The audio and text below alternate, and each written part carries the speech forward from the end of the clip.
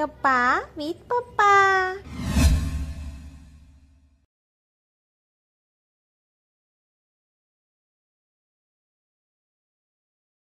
कोंडोरा गरजला की आता बाबा पाऊस जवळ आला का असं.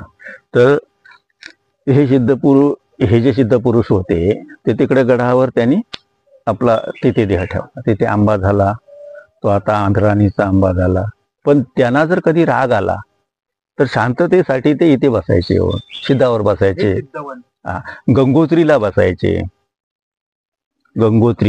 गंगोत्रीच्या वना संतापनी जना. ते गंगोत्री म्हणून शिवापूर गाव आहे. त्या शिवापूर गावच्या वरती सह्याद्रीला आहे गंगोत्री. तिथे त्यांची जागा आहे, मी बघितलेली आहे ती जागा. म्हणजे त्यांची बसायची जागा तिथे.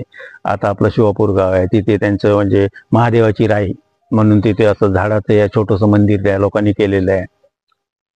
शिवापूरला ते जायचे असं.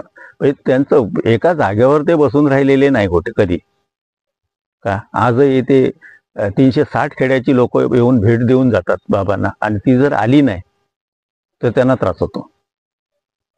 त्यांचं जर काय काम अडलं, म्हणजे आता लग्न होत नाही, कुठे कोणाला मूल होत नाही, तर इथे मागून जातात आणि दुसऱ्या वर्षी मुलाला घेऊन येतात.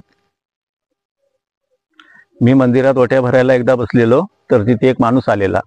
मी म्हणाला ट्रॅव्हल गाडी घेण्यासाठी प्रकरण केलं बँकेचं.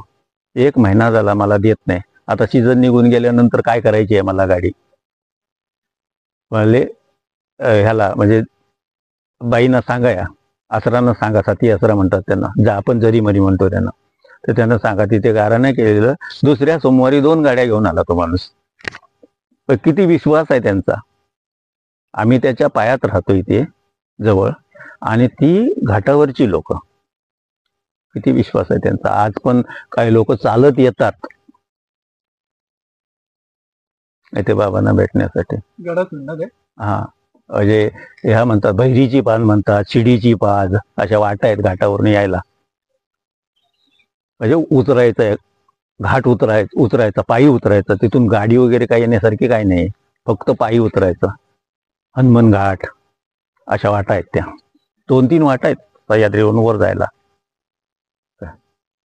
पण ते तिथून जाण्याचा मार्ग म्हणजे गाडी वगैरे नेण्याचा मार्ग नाही. पायथ्यापर्यंत आता गाडी जाते, पूर्वी ती पण जात नव्हती, इथून चालत जावं लागत होतं. आता पायथ्यापर्यंत गाडी जाते. पायथ्यावरून फक्त 1.5 तास लागतो चढायला वरती. 1.5 तास चढून वर गेल्यानंतर पुन्हा गाड्या सुरू कोल्हापूरवाल्यांच्या. इथून आपल्या सिंधुदुर्गाच्या गाड्या पायथ्यापर्यंत, आणि तिथून कोल्हापूरच्या गाड्या. पाटगाव, धुर्याची वाडी म्हणून वाडी आहे तिथे, पाटगावची वाडी. तिथून वडपाच्या गाड्या भरपूर. आणि तिथून किती 1-2 किलोमीटर रोड आहे, मुख्य रस्ता, तांब्याची वाडी, चिकेवाडी हा रस्ता असं. तर ते बाबा तसे जायचे का. ज्यांना भेटी दिल्या ती लोक आज इथे आमचं हे कुलदैवत म्हणून येतात लोक. आम्हाला तिथे सांगतात आमचं हे कुलदैवत आहे, बाबा आमचं कुलदैवत आहे. ह्या आसरा म्हणजे या देवी आहेत, आमची म्हणजे साथी आसरा म्हणून आम्ही घरात आमच्या पूजन करतो. अशा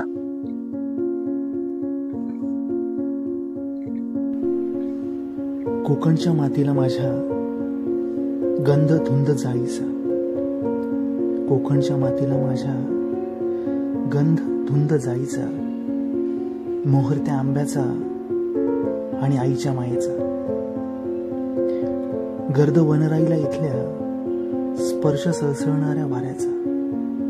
गर्द वनराईला इथल्या स्पर्श सळसळणाऱ्या वाऱ्याचा रानवाटांमध्ये घुमतोय, नाद खळखळणाऱ्या झऱ्याचा. गंधवेडा माणूस इथला त्याला छंद नारळी बागेचा. गंधवेडा माणूस इथला त्याला छंद नारळी बागेचा. वर्षानुवर्ष जपलाय त्याने भाबडा गोळवा शहाळ्याचा. किनाऱ्यानं इथला लाभलाय इतिहास परशुरामाच्या शौर्याचा. किनाऱ्यांना इथला लाभलाय इतिहास परशुरामाच्या शौर्याचा. इथल्या घाटाघाटातून मावळतोय सूर्य उद्याच्या आशेचा. माती माझी मला माझ्या आईसारखी. माती माझी मला माझ्या आईसारखी. नातं रक्ताचं नाही तरी सतत पाझरणाऱ्या नितळ मायेसारखी, तळपत्या उन्हात वडाच्या छायेसारखी, तळपत्या उन्हात वडाच्या छायेसारखी. आणि कितीही दुरावलं तिच्यापासून तरी त्याच ओढीने पाडसाला कुशीत घेणाऱ्या गोठ्यातल्या गाईसारखी, तरी त्याच ओढीने पाडसाला कुशीत घेणाऱ्या गोठ्यातल्या गाईसारखी. विष्णू हे जगताचे पालनहार म्हणजे त्याला काळजी करावी लागते. प्रत्येक जीवजंतूची काळजी करावी लागते त्याला. तर एक दिवस ती काय करते, एका मुंगीला पकडते. तर तिनं काय केलं, डोळे ताणून अशी त्या डबीत वाकून बघितली. मुंगी आहे का आतमध्ये,